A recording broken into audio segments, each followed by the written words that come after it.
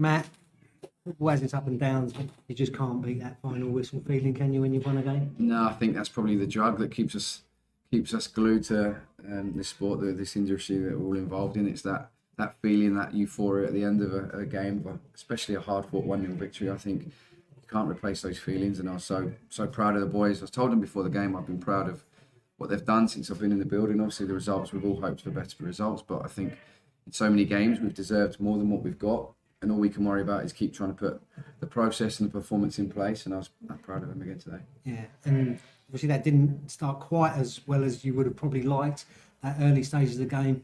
Swindon are a good side and they're very good in possession. Yeah, they are. They're a very good team, dominate the ball. We obviously put some plans in place. So we were straight in on Friday morning watching Swindon and analysing them and putting a plan in place. With John's physicality over the last two games, he couldn't play. So we felt the right thing was to put Hanno, him and Chile just slightly off Samson. But I guess our main enemy the last couple of days has been time, getting the messages into the boys and working through it in training, because the quick turnaround and playing 10 out of the 11 that played Thursday night meant that we had limited time on a training ground, Gregors, and I think that may be reflected in the first 15 minutes. We were slow at the blocks. They dominated the ball. We just took a little while to get to grips. I felt like we were back five too much. We wanted to push our wing back a little bit higher to get some pressure on the ball, but I felt like we grew into it. And then we hit them out on the counter attack a couple of times, and it looked like we grew in belief. And I thought the lads were excellent. Yeah, and you mentioned about wanting a 3 at the back and not a 5. Once it did change more to Alamin Kazim and Junior Chamberlain getting forward, we got a lot of joy from both the young players. Yeah, we did. I thought they were excellent again today. The two young lads, they want to take on information and they want to do well in their careers. They've both got big careers ahead of them. And I thought once we were able to get pressure on the ball a little bit higher up the pitch, it enabled us, when we won it back, they were then in more attacking positions to then spring a counter-attack. Of course, we didn't want to be on the back foot and defend all game, but I guess against a possession-based team like Swindon, it kind of usually works out that way, especially the two teams where they are in the league. But on another day, I thought we could score 3 or 4 goals. Yeah.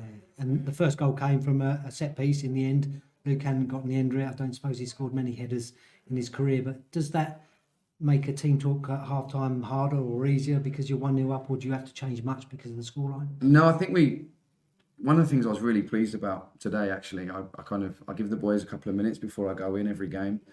I confer with Tomo and Harry. We have our little chat, and I'm going to see the boys. And as I walked in, they'd been talking already. So I asked them their thoughts, and they gave me all the answers. I had it written down. I was ready to give the half-time team talk, and they gave me the answers. I was actually really pleased with that, Gregors, because the boys are wanting to take responsibility for their performances.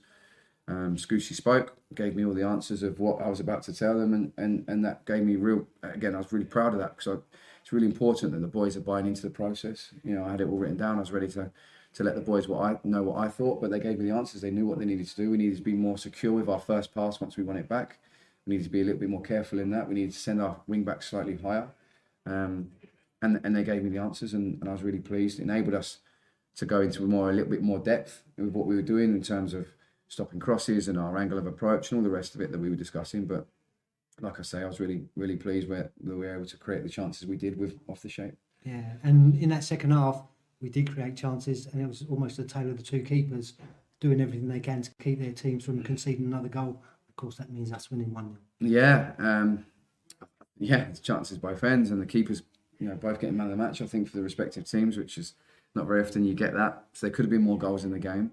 So it's two things for me. One, I was really pleased with the chances we created. On another day, we could have had 3 or 4, as I say. But at the same time, the real doggedness of defensive display we showed. The subs that came on and contributed as well. The boys in defence, the 3 of them. The reason why we've gone to that is to defend the middle of the box, which they've done 2 out of 3 games now. Got 2 clean sheets, which we're really pleased with. So, yeah, chances both ends, but I think we did enough to deserve to win the game, and enough games that have been in the balance gone against us. So it's nice to have one go in our favour. And after a spell of 3 games in 6 days, is it nice now to not have a game for 6 days? Do you get a chance to just take a breather and take things in before next Saturday's game? I'm absolutely shattered. It's been a busy week. We've worked every minute we could possibly do. I'll switch off for about 5 minutes tonight when I get home, see the kids, put them to bed, and then back to work, because we've got a game that we're looking forward to against Harrogate next week. It's not even a full week, it's only a 6-day turnaround, so we've got to get to work. I want to prepare, I want to get everything straight in my mind. Everyone keeps telling me to take some time off, but I won't rest until we get to where we want to get to.